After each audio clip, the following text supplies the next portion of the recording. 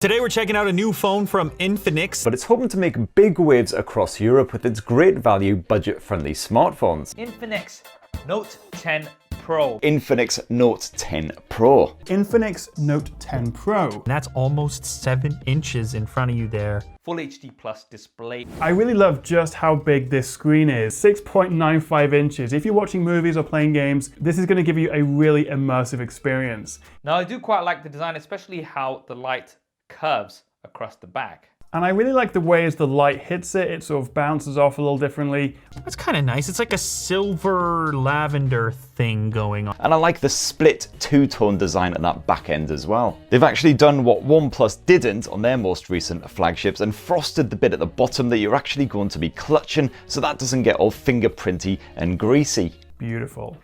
Look at that.